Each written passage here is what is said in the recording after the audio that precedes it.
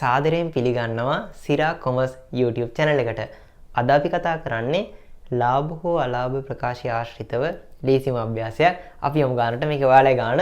මෙතන කියනවා අවශ්‍ය වන්නේ ලාභ හෝ අලාභ ප්‍රකාශයේ උද්ෘත. හරිනේ? ගාන චුට්ටක් කියමු. චුට්ටමයි තියෙන්නේ.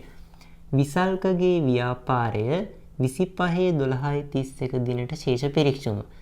විකුණුම් ආදායම තියෙනවා 2,50,000. අවුලක් නැහැනේ. දැන් ඒ කියන්නේ ආදායම් ප්‍රකාශය උඩම ටික විතරයි. හරි සෙට් කරමු. ආදායම් ප්‍රකාශය.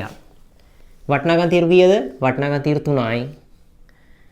වටිනාකම් තීරු 3ක් සෙට් කරගමු. මෙතෙන් රුපියල් දාගමු.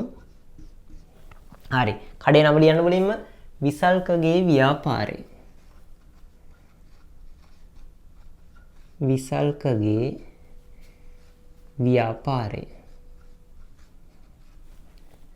2000 ඔන්න ඊට පස්සේ කොහොමද ලියන්නේ 25/12/31 දිනටනේ මේක හදන්නේ කොහොමද මේක හදන්නේ 2025/12/31 හරිනේ දිනෙන් අවසන් වර්ෂයේ දිනෙන් අවසන් වර්ෂයේ මොකද්ද ආදායම් ප්‍රකාශය කියන්නේ ලාභ හෝ අලාභ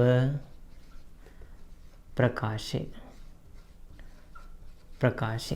අවුලක් නැහැනේ ලාභ හෝ අලාභ ප්‍රකාශය දැන් එකයිනේ තියෙන්නේ මොකද්ද විකුණුම් ආදායම 2,50,000යි උඩටම දාගමු විකුණුම් ආදායම කියලා ලිව්වා විකුණුම් ආදායම කියලා ලිව්වා 2,50,000 කෙරවලටම දානවා.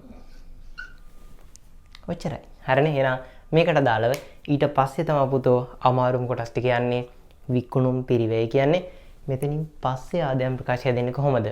තව ටිකක් සංකීර්ණ වෙනවා. ඒක අපි කතා කරමු ඊළඟ වීඩියෝ එකේ.